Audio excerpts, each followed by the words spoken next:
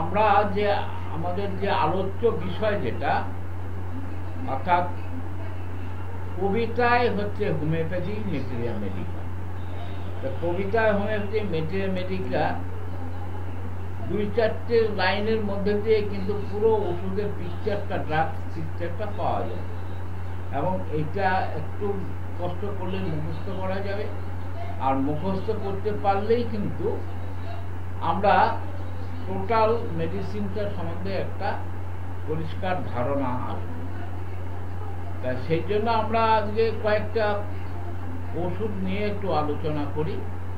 সেটা হচ্ছে আমরা প্রথম শুরু করি অ্যাকোনাইট নেপেলাস নিয়ে।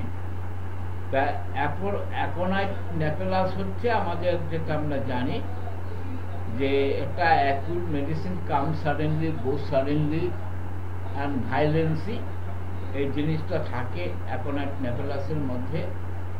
তা কবিতায় যে অ্যাকোনাইট নেপেলাস যেটা আমরা আজকে আলোচনা করছি বা পাঠ বলা যায় পাঠ করছি, যেহেতু এটা আমার কালেকশন করা, তা সেই জন্য আমি পাঠই বলবো এবং প্রয়োজনে সেটা নিয়ে একটু আলোচনা করা যেতে পারে। তা অ্যাকোনাইটের কি বলা হচ্ছে কবিতায়? অ্যাকোনাইট সত্য তরুণ ভাবি জ্বালাতে অস্থির, মৃত্যু ভয়ে অ্যাকোনাইট বসে দাও স্থির, গান কুজন অথবা আহর্য সকল, অসহ্য সবই তার শুধু চাই জল, প্রবল পিপাসা কিন্তু অল্প করে পান, প্রশ্বাসে বাতাসে কুল কফের উত্থান। তাহলে এই যে কয়েক লাইন কবিতা, এই কবিতার মধ্যে দিয়ে কিন্তু আমরা অ্যাকোনাইট নেপেলাসকে খুব সহজে চিনতে পারি। যেমন সত্য তরুণ ভাবি জ্বালাতে অস্থির, তাহলে অ্যাকোনাইটের সিজনটা কখন? শীতকালে, উইন্টার সিজনে। এবং শীতে তার তরুণ ব্যাধি, যেটা আমরা অ্যাকুট রোগ বলি, সেই তরুণ ব্যাধির উৎপত্তি হয়। আর তার মধ্যে একটা জ্বালা থাকে, বার্নিং সেন্সেশন থাকে। আর সেই বার্নিং সেন্সেশনের জন্য রেস্টলেসনেস, অস্থির থাকে। তাহলে এই এক লাইনের মধ্যে কিন্তু আমরা অনেকগুলো সিমটমস পেয়ে গেলাম। সত্য তরুণ ভাবি জ্বালাতে অস্থির। নেক্সট লাইনে বলা হচ্ছে মৃত্যু ভয় অ্যাকোনাইট বসে দাও স্থির। আমরা ফেয়ার অফ ডেথ, কয়েকটা মেডিসিনে প্রমিনেন্ট সিমটমস আছে, তার মধ্যে অন্যতম হচ্ছে aconite নেপেলাস। Fair of death, arsenic অ্যালবামের মধ্যেও ফেয়ার অফ ডেথ আছে, আর্সেনিক অ্যালবামের মধ্যেও কিন্তু মৃত্যু ভয় আছে। আরও অনেক মেডিসিন আছে, কিন্তু এই মৃত্যু ভয়, অ্যাকোনাইটের মৃত্যু ভয়টা হচ্ছে উইদাউট এনি রিজন, কোনো কারণ নেই। কারণ ছাড়া তার যে ফেয়ার অফ ডেথ, শুধু ফেয়ার অফ ডেথ না, any type of fair, fair of ghost, fair of darkness, অন্ধকারে ভয়, ভূতের ভয়, এই ভয়, এবং সেই ভয়ের কোনো রিজন নেই, কোনো কারণ নেই, উইদাউট রিজন। আর আর্সেনিকের যে মৃত্যু ভয়, সেই আর্সেনিক মৃত্যু ভয়ের মধ্যে কিন্তু একটা জিনিস লক্ষ্য করা যায়, সে কিন্তু স্পেসিফিক বলে যে আমি অমুক দিন মরব। আর্সেনিকের মধ্যেও কিন্তু একটা রেস্টলেসনেস ভাব আছে, তার একটা অস্থির ভাব আছে। আর্সেনিকের রোগী কিন্তু এক জায়গায় দাঁড়িয়ে থাকতে পারে না, এদিক থেকে এদিক, এদিক থেকে ওদিক ছুটে বেড়ায়, কোনো জায়গায় সে শান্তি পায় না। আচ্ছা, এখন এটা লাস্ট নেক্সট যে লাইনে যে কবিতা বলা হলো সেটা হচ্ছে গান পূজন অথবা আহর্য সকল। তা গান কি হচ্ছে? ইনটলারেবল, গান সহ্য করতে পারে না। পূজন, কোনো আলোচনা, কথাবার্তা, আলাপচারিতা সে সহ্য করতে পারে না। আর কি? আহার্য, এগুলো ইনটলারেবল, সহ্য করতে পারে না। অসহ্য সবই তার, এই সমস্ত সব কিছু তার অসহ্য, এই সমস্ত কিছু তার অসহ্য, শুধু চায় জল, শুধু চায় জল, সে ঘন ঘন জল চায়। জলটা কেমন চায়? মনে হয় যেন সে এক কলসি জল খাবে, কিন্তু খাওয়ার সময় অল্প অল্প ঘন ঘন জল খায়, বেশি পরিমাণে জল খেতে পারে না। আর আর্সেনিকের কি হচ্ছে? আর্সেনিকের ঠিক একই রকম জল পিপাসা আছে। আর্সেনিকের মধ্যেও কিন্তু মানে জাস্ট এক চুমুক জল খায়। আর্সেনিক জল খেতে পারে না কেন? যে তার একটা বিটার টেস্ট, তার জিভের একটা তিতো মানে স্বাদ, সেই স্বাদের জন্য সে জল খেতে পারে না। তাহলে এইভাবে আমরা কম্পেয়ার করতে পারি। আচ্ছা, আর কি? প্রবল পিপাসা কিন্তু অল্প করে পান, প্রচন্ড জল পিপাসা কিন্তু জল খায় অল্প। ব্রাইনিয়ার ক্ষেত্রে কি দেখেছি? প্রচন্ড জল পিপাসা কিন্তু এক কলসি জল খেয়ে নেয়, অর্থাৎ অনেকটা পরিমাণে। এক কলসি জল কেউ খেতে পারে না, কিন্তু এক গ্লাস বা অনেকটা পরিমাণে জল খেতে পারে, সেটা হচ্ছে ব্রাইনিয়া অ্যাট এ টাইমে। সেখানে ব্রাইনিয়ার ক্ষেত্রে দেখা যায় profuse drink after long interval, অনেকক্ষণ বাদে বাদে অনেকটা পরিমাণে জল খায়। আর অ্যাকোনাইট হচ্ছে ঘন ঘন জল খায়, অ্যাকোনাইট হচ্ছে ঘন ঘন জল খায়। আচ্ছা, নেক্সট লাইনে কি বলা হচ্ছে? প্রশ্বাসে বাতাসে কফের উত্থান। আমরা আমাদের দুটো আছে, একটা শ্বাস, একটা হচ্ছে প্রশ্বাস। তাহলে শ্বাস কোনটা? আমরা যেটা বাতাস গ্রহণ করি সেটা হচ্ছে শ্বাস, আর যে বাতাসটা আমরা ছেড়ে দিই সেই বাতাসটাকে বলা হয় প্রশ্বাস। তাহলে প্রশ্বাসের সময় তার কি হয়? তার কফের উদ্রেক হয়। কোন কফ?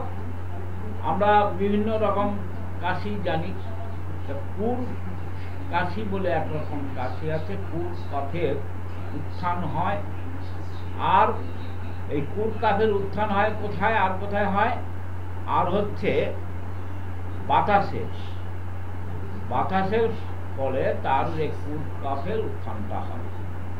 তাহলে আমরা এই 4-5 লাইনের মধ্যে দিয়ে, কবিতার মধ্যে দিয়ে কিন্তু আমরা গোটা একটা ওষুধের পিকচার, যেটা আমরা ড্রাগ পিকচার বলি, পেন পিকচার বলি, সেই পিকচারটা কিন্তু পেয়ে গেছি। এবং এইটা আমাদের কিন্তু খুব মনে থাকবে, মনে থাকবে। এটা আমরা যদি ওই বাচ্চাদের মতো কবিতা মানে মতো মুখস্থ করি, তো আর এমন কিছু কঠিন কাজ নয়।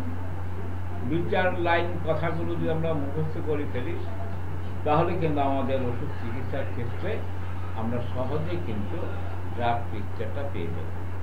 তাহলে আমরা অ্যাকোনাইটে কি পেলাম? কবিতা অ্যাকোনাইটে কি পেলাম?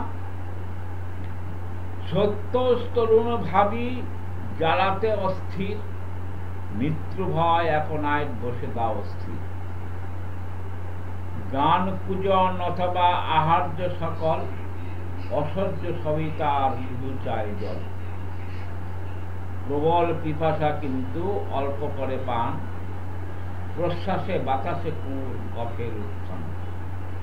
তাহলে এই যে 4-5 লাইনের যে কবিতা, এই কবিতার মধ্যে দিয়ে কিন্তু আমরা যদি এটাকে কিচ্ছু না একটু কষ্ট করে মুখস্থ করা যায়, তা মুখস্থ করলে আমরা খুব সহজে অ্যাকোনাইটের ড্রাগ পিকচারটা অনুধাবন করতে পারব। এবার আসা যাক আরেকটি মেডিসিন নিয়ে আমরা আলোচনা করি, সেটা হচ্ছে স্কুলার হিটস। স্কুলার হিটস নিয়ে আমরা একটু আলোচনা করা যাক। স্কুলার হিটসে হচ্ছে আমরা কি জানি? আমরা সাধারণত স্কুলার হিটস পাইলস, ফিস্টুলা কিংবা হেমোরয়েড, এই সমস্ত ক্ষেত্রে আমরা স্কলার হিপস ব্যবহার করে থাকি। তা কবিতায় যদি আমরা 2-3 লাইনের মধ্যে এটাকে আয়ত্ত করতে পারি তাহলে আমাদের পক্ষে খুবই সুবিধা হবে, কারণ আমরা এখানে যে সমস্ত লক্ষণগুলো পাবো সেই লক্ষণগুলো হচ্ছে রেড লাইন সিমটমস। তা রেড লাইন, আচ্ছা একটা কথা বলিনি, এই ক্লাস চলাকালীন একদম কথা বলা যাবে না। হ্যাঁ, নতুন তো এই জন্য আমি আর কিছু বললাম না, আগের দিন আমি ক্লাস বন্ধ করে দিয়েছিলাম। আমাদের একটা পর্ব থাকে ক্লাসের শেষে, যার যার প্রশ্ন সে প্রশ্ন উত্তরগুলো দেবো। হ্যাঁ, আচ্ছা, কারণ এই রেকর্ডিং হচ্ছে তো, রেকর্ডিংটা একটু বাইরে আবার ইয়ে হয়ে যায়, আমি এডিট ফেডিট করি না। আচ্ছা, বানানটা যখন বলা হয়েছে তখন হচ্ছে AESCULUS, স্কুলাস হিপ, HIP। এটা পুরো নামটা আরো বড়, তা আমি সেদিকে আর যাচ্ছি না, স্কুলার হিপ। আচ্ছা, তা এইটা আমরা জানি একটা স্পেসিফিক ওষুধ হিসাবে আমরা ফিস্টুলা, পাইলস, হেমোরয়েড এই সমস্ত ক্ষেত্রে ব্যবহার করি। তা সেখানে আমরা কবিতায় 2-3 লাইনের মধ্যে কিন্তু আমরা ওষুধটার ড্রাগ পিকচার বা পেন পিকচার পেয়ে যাব। সেটা হচ্ছে অন্ধ অশ্ব স্কুলাসে গুজ্জ দেশে অনুভব, কর্তৃত বেদনা আর খিটখিটে মানব, কটি যকৃত অথবা মস্তকে তার, ভাবি অপ্রগাঢ় ব্যথা থাকে অনিবার। এই 4টে লাইনের মধ্যে কিন্তু আমরা এই মেডিসিনটাকে চিনতে পারবো বা তার পিকচারটা পেয়ে যাব। অন্ধ অশ্ব স্কুলার গুজ্জদেশ অনুভব, অর্থাৎ আমাদের যে রেকটাম বা অ্যানাস, সে রেকটাম অ্যানাসের মধ্যে তার একটা মানে অনুভূতি থাকে এবং সেটা পেন থাকে, ইচিং থাকে। এই সমস্ত অন্ধ অশ্ব স্কুলাস গুজ্জদেশে অনুভব, গুজ্জদেশ মানে আমাদের যেটা রেকটাম বলা হয় আর কি। কর্তৃত বেদনা আর খিটখিট মানব, মনে হয় কেটে ফেলার মতো যে যন্ত্রণা, কর্তৃত বেদনা, কেটে ফেলার মতো যন্ত্রণা। আর মেজাজটা, মাইন্ড যেটা থাকে, খিটখিটের মেজাজ, ইরিটেবল মাইন্ড। কোটি যকৃত অথবা মস্তকের তার, কটি কথা মানে এটা হচ্ছে কোমরে, যকৃত হচ্ছে আমাদের লিভার, অথবা মস্তকে তার, অথবা মাথায় ভারী অপ্রগাঢ় ব্যথা থাকে অনিবার। মাথাটা ভারী ভারী থাকে আর সব সময় একটা ব্যথা থাকে। তাহলে আমরা এই 4টে লাইনের মধ্যে কিন্তু স্কুলার হিপসকে চিনতে পারবো, অর্থাৎ যেটা আমরা ড্রাগ পিকচার নিয়ে বিভিন্ন রকম আলোচনা করি সেই জিনিসটুকু কিন্তু এই 4টে কবিতার মধ্যে দিয়ে আমরা পেয়ে যাব। তাহলে আবার আমরা রিপিট করি, স্কুলার হিপসের অন্ধ অশ্ব স্কুলাসে গুজ্জদেশে অনুভব, মনে হয় যেন কি একটা গুজি মারা আছে, মলদাবের মধ্যে একটা প্লাগ দেওয়া আছে, একটা অনুভূতি, একটা প্লাগ দেওয়ার মধ্যে একটা অনুভূতি রেকটামের মধ্যে থাকে। কর্তৃত বেদনা আর খিটখিট মেজাজ, তার যে যন্ত্রণা, সেই রেকটামে হোক বা অন্যান্য জায়গায় যে যন্ত্রণাগুলো, সেই যন্ত্রণাগুলো কিন্তু কেটে ফেলার মতো, কর্তৃত অর্থাৎ কেটে ফেলার মতো তার একটা অনুভূতি হয়। কোথায়? রেকটামে, এবং রেকটামে সেখানে একটা প্লাগ দেওয়ার মতো একটা অনুভূতি থাকে, আর মেজাজটা হচ্ছে খিটখিটে মেজাজ, খিটখিটে মানব।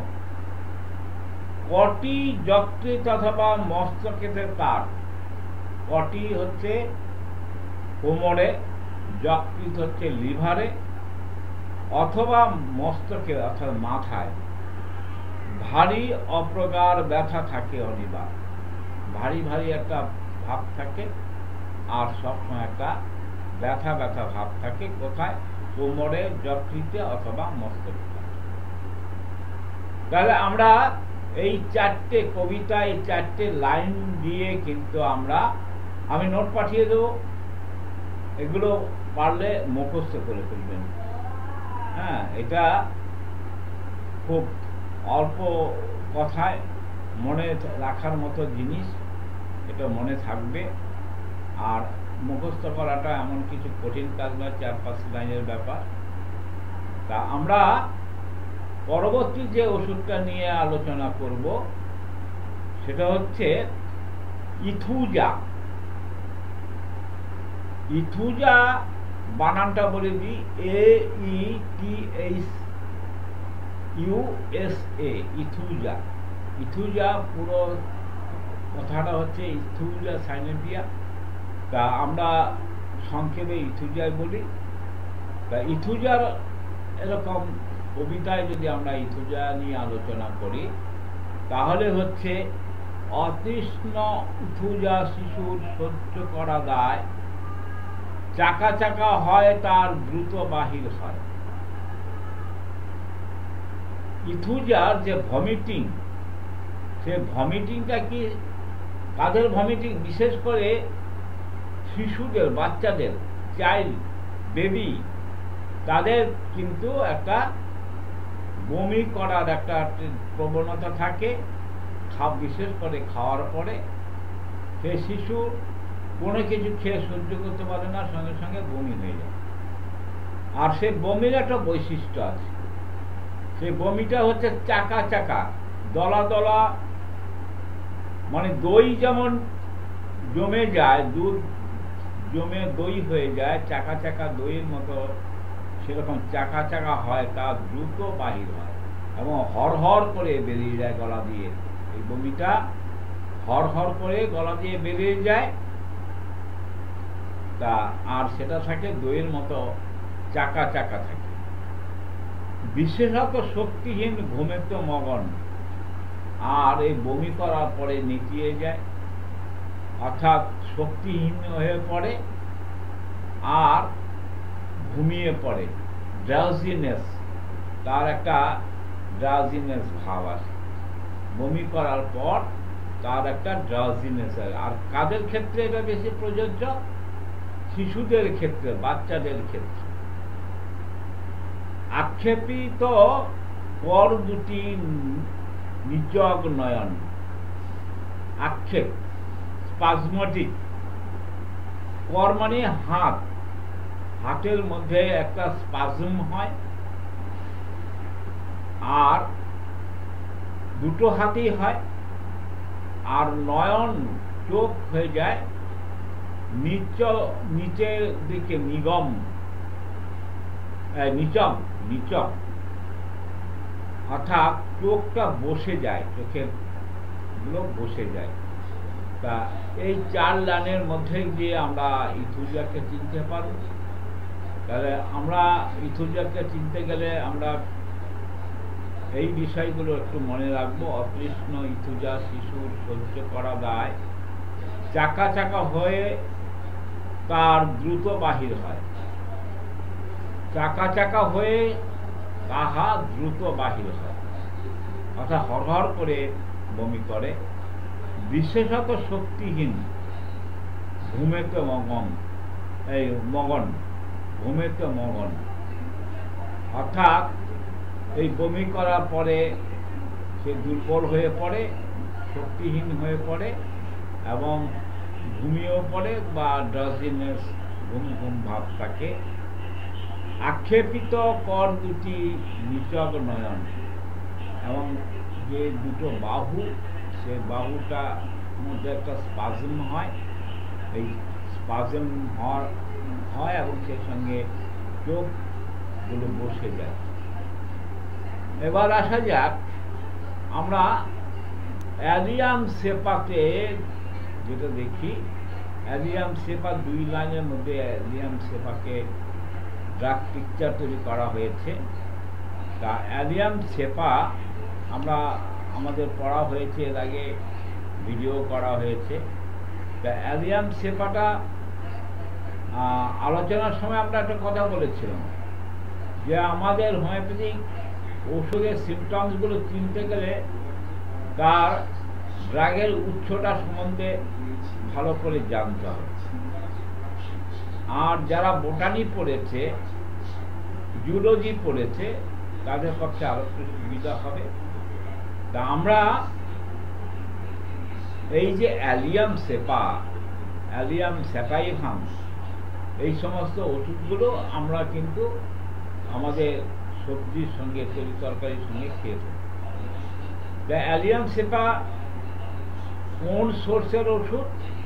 অ্যালিয়াম সেপা হচ্ছে ভেজিটেবল কিংডমের সোর্স, হচ্ছে ভেজিটেবল কিংডমের।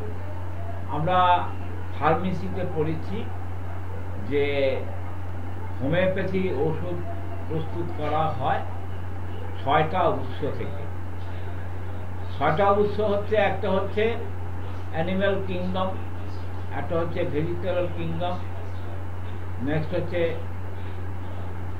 মিনারেল কিংডম, তারপরে নোসোর্স, সার্কোর্স, ইম্পন্ডেলিয়া, এই সোর্স থেকে ওষুধগুলো তৈরি হয়। তা অ্যালিয়াম সেপা হচ্ছে ভেজিটেবল কিংডম থেকে এসছে। তা অ্যালিয়াম সেপা আমরা ইংরেজিটাকে বলি অনিয়ন, অর্থাৎ আমরা যে পেঁয়াজ খাই, সেই পেঁয়াজ থেকে যে ওষুধটা হোমিওপ্যাথিক ওষুধ তৈরি করা হয় তাকে বলা হয় অ্যালিয়াম সেপা।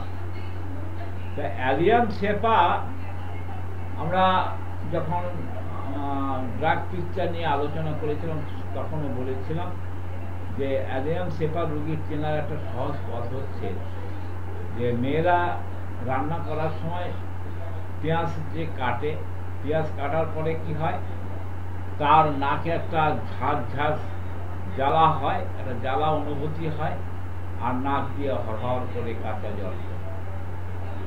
তা অ্যালিয়াম সেপার মানে প্রমিনেন্ট সিমটমস হচ্ছে মানে water running from the nose. তা আমরা কবিতায়, 2 লাইনের কবিতায় যদি আমরা অ্যালিয়াম সেপাকে ব্যাখ্যা করতে চাই তাহলে বলবো যে অ্যালিয়াম পায়ের ঘা পাদুকা ঘর্ষণে সর্দি গলে ধরে রুগী কাশিবে যখন। অ্যালিয়াম পায়ের ঘা পাদুকা ঘর্ষণে, আমরা নতুন জুতো কেনার পরে অনেকে দেখা যায় পায়ে ফোসকা পড়ে, আর পায়ে এরকম নতুন জুতো পরার পরে পায়ে ফোসকা পড়লে কি করি আমরা? বলি কি যে ওই হয় পেঁয়াজের রস ঘষে দাও, না রসুনের রস ঘষে দাও, এবং সেগুলো দেওয়ার পরে দেখি আমরা অনেকে ভালো হয়ে যায়। তাহলে অ্যালিয়াম একটা বৈশিষ্ট্য হচ্ছে পায়ের ঘা পাদুকা ঘর্ষণ। পায়ের ঘষাতে হচ্ছে তার পায়ে ঘা হয়। আর সর্দি কি হয়? সর্দি বলে ধরে রুগী কাশিবে যখন, রুগী যখন কাশবে তখন তার সর্দি বলে যায় কাশির ফলে। তাহলে এই দুটো লাইনের মধ্যে দিয়ে আমরা অ্যালিয়াম সেপাকে চিনতে পারবো। এবার আসা যাক অ্যালোস। অ্যালোস সক্রেটিনা, পুরো নামটা হচ্ছে অ্যালোস সক্রেটিনা, বানানটা হচ্ছে ALOE। আমরা অনেক সময় অ্যালোস লেখার সময় লিখি ALOES, অর্থাৎ অ্যালোস বলি, অর্থাৎ অ্যালোস কখন হবে, অ্যালোস অকুটিনা, এসটা আমরা সংক্ষেপে করে করি। আর এর পুরো নামটা হচ্ছে অ্যালো, ALOE, এসটা নেই, এসটা স্পেস দিয়ে হচ্ছে সকোট্রিনা। তা এইটা কোন মানে কোন সোর্সের ড্রাগ? এটা হচ্ছে ভেজিটেবল কিংডমের ড্রাগ। তা এই অ্যালোসকে কিন্তু আমরা অনেকেই চিনি। বাজারে আপনারা দেখেছেন ঘৃতকুমারী, অনেকের বাড়িতে ঘৃতকুমারী চাষ করে। তাই ঘৃতকুমারীর ভিতরে একটা জেলির মতো পদার্থ থাকে, সেই জেলিটা ওষুধ হিসেবে ব্যবহার করা হয় এবং ঘৃতকুমারী থেকে প্রচুর আয়ুর্বেদিক, হোমিওপ্যাথিক বিভিন্ন ধরনের ওষুধ তৈরি হয়। ঘৃতকুমারী থেকে বিভিন্ন রকম চুলের ওষুধ হয়। ঘৃতকুমারী থেকে আমরা যে স্যানিটাইজার ব্যবহার করি, অর্থাৎ যে অ্যালকোহলিক বেস যে স্যানিটাইজার ব্যবহার করি, সেখানেও কিন্তু ঘৃতকুমারী দেওয়া হয়। তা এই যে কোভিড পরিস্থিতিতে আমরা বাজারে বহু রকম স্যানিটাইজার পাওয়া যায়। তা আমরা অভিজ্ঞতা থেকে দেখেছি যে অনেক স্যানিটাইজার আছে যেগুলো হাতে দিলে হাতে ঘা পর্যন্ত হয়ে যায়। তার মানে বিষাক্ত কিছু কেমিক্যাল তাতে মেশানো হয়।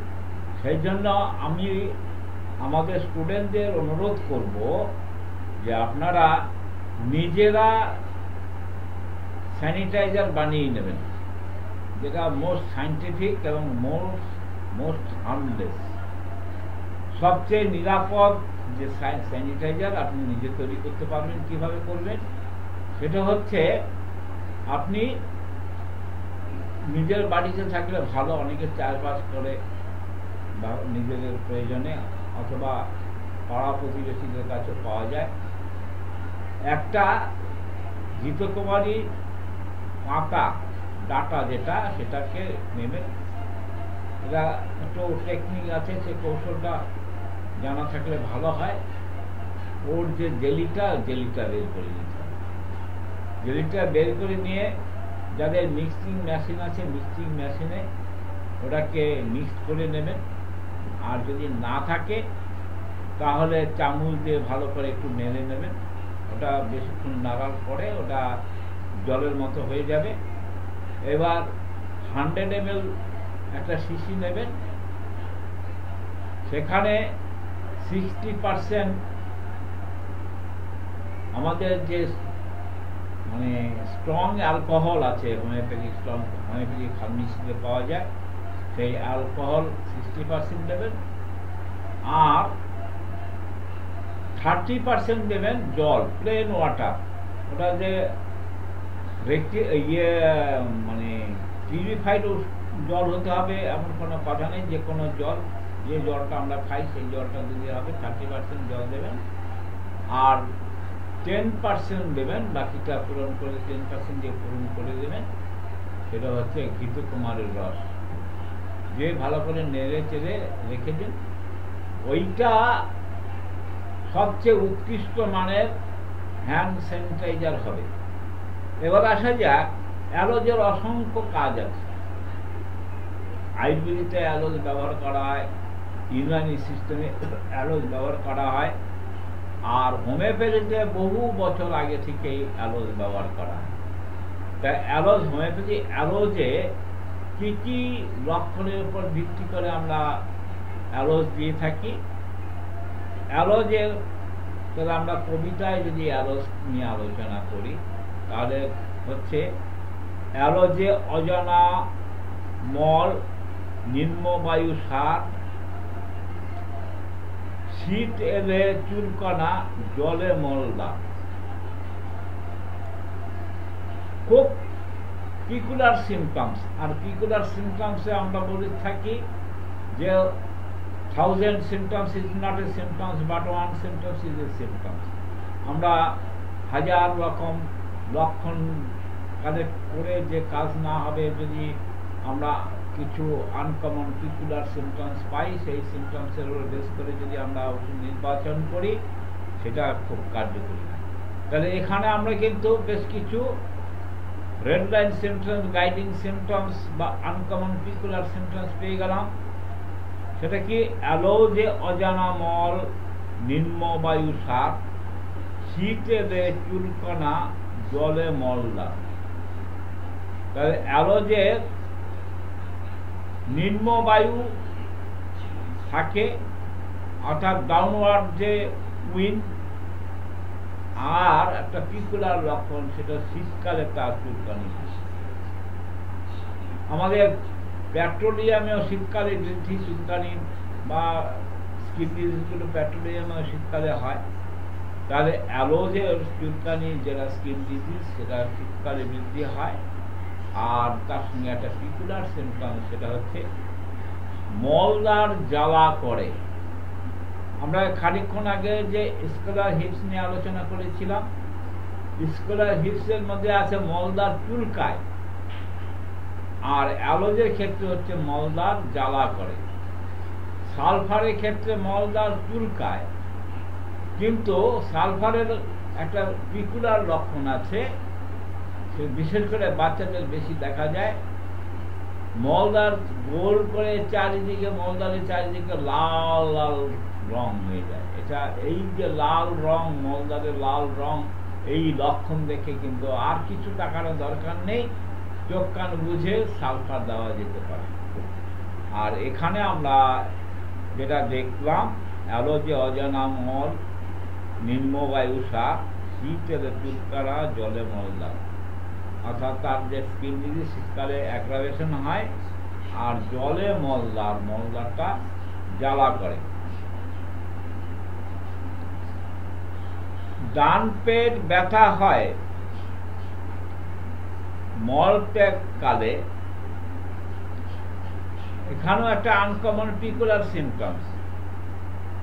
ডান পেট ব্যথা হয়, পেটের ডান দিকটা ব্যথা হয়। ব্যথার একটা টাইমিং আছে, সেই টাইমিংটা হচ্ছে মল ত্যাগ কালে, অর্থাৎ মল ত্যাগ করার সময় তার পেটের ডান দিকে একটা ব্যথা হয়।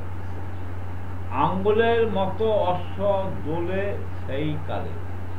আর এই যে ব্যথাটা যখন হয়, আঙুরের মতো যে ওই গ্রাফস, আঙ্গুল ফল, থোকা থোকা থোকা থোকা যে ইরাপশনগুলো, অশ্ব অনেক রকম থাকে, অর্থাৎ আভ্যন্তরীণ অশ্ব থাকে, বাহ্যিক অশ্ব থাকে। তাহলে এইটা যেটা আঙুরের থোকা মতো যেটা হয়, সেটা হচ্ছে এক্সটার্নালি দেখা যায়, সেখানে দৌড়তে থাকে, দৌড়তে থাকে। অর্থাৎ অশ্বে, পাইলসে কিন্তু আমাদের অ্যালোস একটি ভালো ওষুধ। মলদার চুলকানিতে ব্যথা, ব্যাঘাত ঘুমের আর একটা লক্ষণ, এটাও আনকমন পিকুলার সিমটম, সেটা হচ্ছে যে মলদার চুলকায়। আমরা মলদার চুলকানি আরো অনেক ওষুধের মধ্যে দেখেছি, সালফারে বলেছি। এখানে একটা পিকুলার ব্যাপার আছে, মলদার চুলকানির সময় তার ঘুম ভেঙে যায়। তার চুলকাতে চুলকাতে, মলদার চুলকাতে চুলকাতে তার ঘুম ভেঙে যায়। সিনার মধ্যে কিন্তু মলদার চুলকানি আছে। তা সিনার যে মলদার চুলকানি হচ্ছে ডিউ টু ওয়ান, অর্থাৎ কিডনির জনিত কারণে তার মলদার চুলকায়, অর্থাৎ কিডনিগুলো মলদার এসে খোঁচা মারে, সেই জন্য চুলকায়। আর সিনাতে যেটা চেনা যায়, সিনা যখন মলদার চুলকায়, সাথে সাথে তার ওই নাকও চুলকায়। এই নাক চুলকানিটা সিনার একটা রেড লাইন সিমটমস। তাহলে মলদার চুলকানিতে ব্যাঘাত ঘুমের, খাওয়ার শেষে ভোরবেলা বেগ যে বাড়ে। আমরা কিছু ওষুধ ড্রাগ পিকচারে দেখেছি যে খাওয়ার পরে পায়খানা আসে। তা খাওয়ার পরে পায়খানা আসে, অনেক ওষুধ আছে, তার মধ্যে নাক ভূমিকা একটা প্রমিনেন্ট ওষুধ। খাওয়ার সাথে সাথে পায়খানা হয়, অনেকে দেখবেন যে তাহলে খেতে খেতে অর্ধেক খাওয়া হয়েছে, সেই সময় পায়খানা হয়ে গেল, পায়খানা করে এসে আবার তাকে খেতে হচ্ছে। তা সেই ক্ষেত্রে হচ্ছে নাক ভূমিকা। আবার অ্যালোজের ক্ষেত্রেও কিন্তু খাওয়ার শেষে কিন্তু তার একটা পায়খানার বেগ আছে, কিন্তু সেখানে একটা বৈশিষ্ট্য আছে, যে বৈশিষ্ট্যটা হচ্ছে যে তার পায়খানার বেগটা হচ্ছে ভোরবেলা, পায়খানার মর্নিং, যাকে আমরা মর্নিং ডায়রিয়া বলি, এই মর্নিং ডায়রিয়া তার একটা বৈশিষ্ট্য। এবার আসা যাক, আমরা আরেকটা ওষুধ নিয়ে আলোচনা করি। সেই ওষুধটা হলো অ্যালুমিনা। অ্যালুমিনা বানানটা হচ্ছে ALUMINA। আবার রিপিট করি, ALUMINA, অ্যালুমিনা। তাহলে অ্যালুমিনা আমরা সাধারণত দেখি তার একটা কনস্টিপেশনের ভাব থাকে। এবার আমরা কবিতায় যদি অ্যালুমিনা নিয়ে আলোচনা করি, তাহলে হচ্ছে অ্যালুমিনা পুরাতন তাপ হ্রাস পায়, শীতরে শয্যা থেকে জন্ম হয়। অ্যালুমিনা পুরাতন তাপ হ্রাস হয়, তার একটা ক্রনিক প্রবলেম, তার তাপমাত্রা টেম্পারেচার কমে যায়, আর শীতের শয্যা ত্যাগে চর্মরোগ হয়। অর্থাৎ শীতকালে, বিশেষ করে উইন্টার সিজন, আমরা এমনিও বলেছিলাম যে পেট্রোলিয়ামের একটা লক্ষণ আছে, যে উইন্টারে তার অ্যাগ্রাভেশনগুলো হয়। অ্যালুমিনার ক্ষেত্রে কিন্তু উইন্টারে অ্যাগ্রাভেশন হয়। আমরা অ্যাকোনাইটের ক্ষেত্রে দেখেছি উইন্টারে অ্যাগ্রাভেশন হয়। তা শীতেরে সেখানে একটা পিকুলার সিমটমস, সেটা হচ্ছে শীতেরে শয্যা ত্যাগে চর্মরোগ হয়। তার বিছানা ছাড়ার পরে দেখা যায় গা হাত পা চুলকায়, এবং সেটা এমনভাবে হয় তার একটা প্যানিক থাকে, ভয় থাকে যে শয্যা ত্যাগের পর তার চুলকানি হয়। মুহূর্তকে দিবসাধ্য মনে হয় তার, চোখ বুঝে সন্ধ্যাবেলা নাড়ে চলিবার। সামান্য সময়কে সে অনেকটা সময় মনে করে, তার একটা মেন্টাল সিমটম। সেটা হচ্ছে সামান্য একটা সময়, সেটাকে মনে সারাদিনের ব্যাপার মনে হয় তার, চোখ বুঝে সন্ধ্যাবেলা নাড়ে চলিবার। সন্ধ্যাবেলা চোখ বুঝে সে চলতে পারে না। আরেকটা খুব সুন্দর লক্ষণ আছে, সেটা হচ্ছে কয়লা, চক, আটা, টক খাইতে বাসনা, গোল আলু সইতে কিন্তু তার প্রভু পারে না।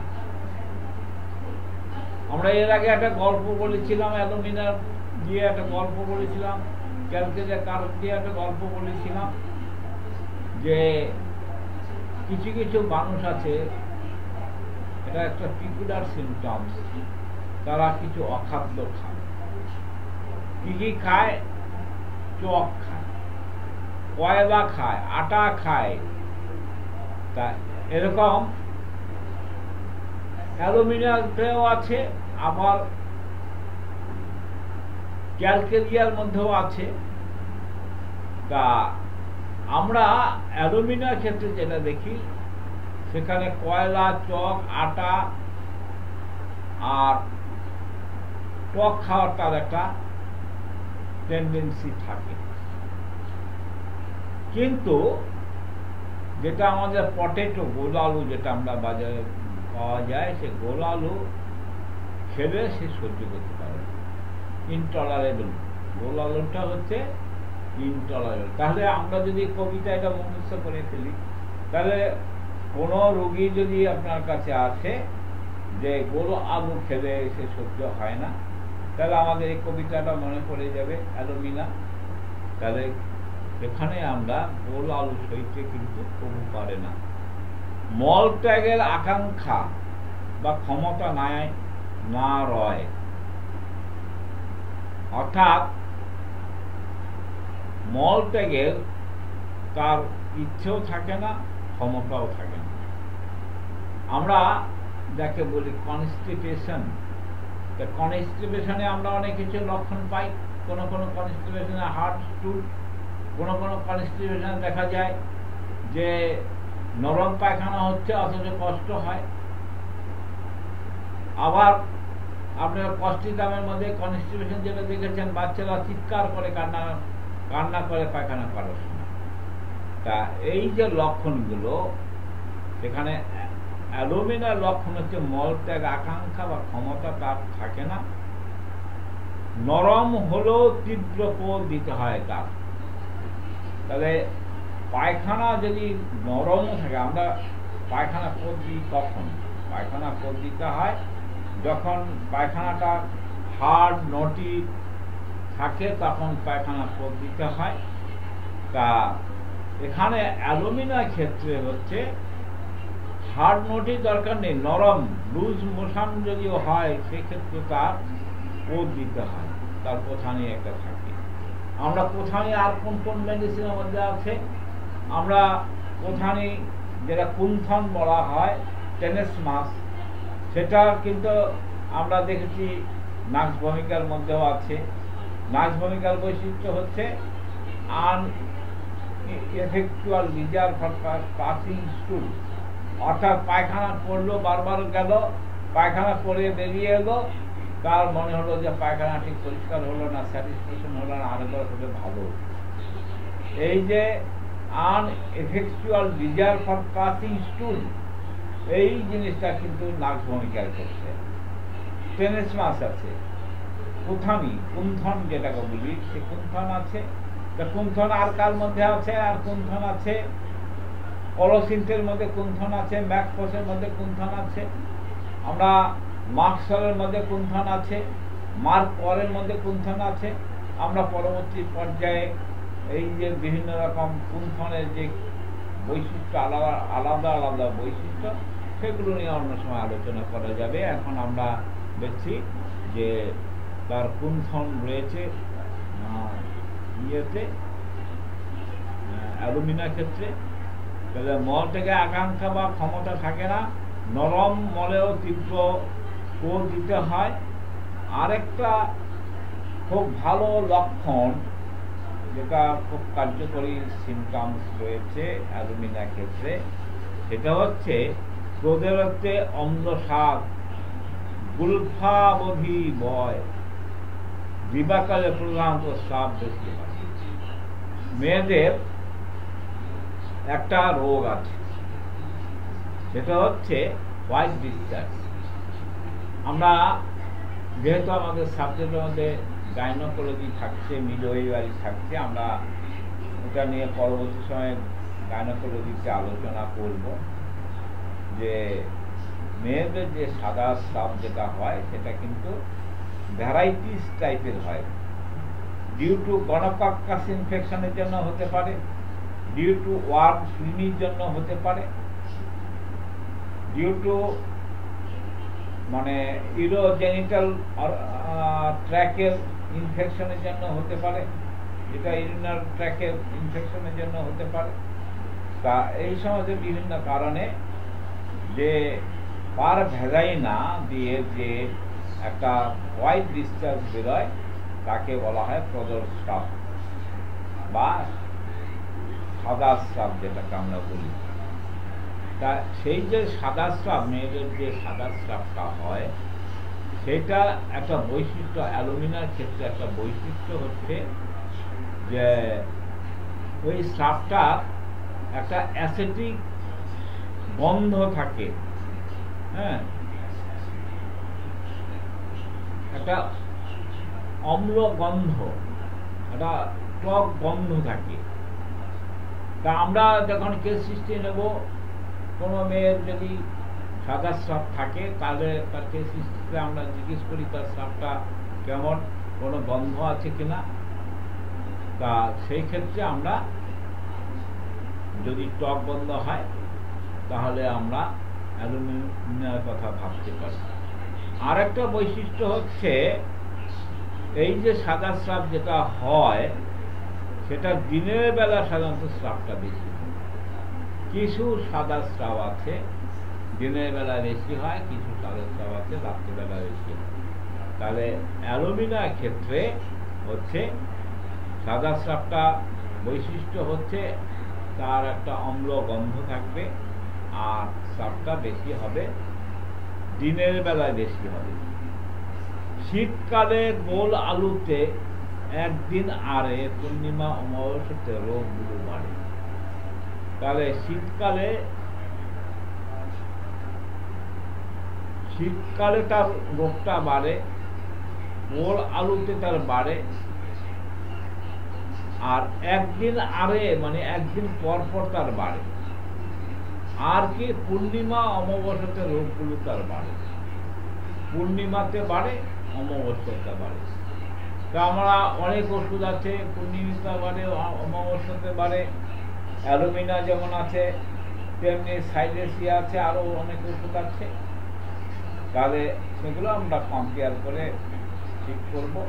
তা এখন আমরা অ্যালুমিনিয়াম যেটা কবিতায় যেটা অ্যালুমিনিয়াম যে ড্রাগ পিকচার পেলাম সেটা হচ্ছে অ্যালুমিনিয়াম পুরাতন তাপ হ্রাস হয়, শীতেলে শয্যা থেকে চর্মরোগ হয়, মুহূর্তকে দিবাসাধ্য মনে হয় তার, চোখ বুঝে সন্ধ্যাবেলা নাড়ে চলিবার, কয়লা চক আটা টক খাইতে বাসনা, গোল আলু সইতে কিন্তু কবু পারে না, মলত্যাগ আকাঙ্ক্ষা বা ক্ষমতা না হয়, নরম মলেও তার কোদ দিতে হয়, প্রদরেতে অম্ল স্বাদ, গুলফা বিধি বয়, দিবাকালে প্রধানত স্রাব বেশি হয়, শীতকালে গোল আলুতে একদিন আরে পূর্ণিমা অমাবস্যাতে রোগগুলো তার বাড়ে। তা এই হচ্ছে আমরা কবিতায় আমরা কয়েকটা ওষুধ নিয়ে আলোচনা করলাম। আর এই কবিতা আলোচনা করার সুবিধাটা হচ্ছে এগুলো আমাদের খুব মনে থাকবে, আর মনে থাকা মানেই হচ্ছে আমরা ওষুধ সিলেকশনের ক্ষেত্রে আমাদের সহায়ক হবে। আচ্ছা, এইবার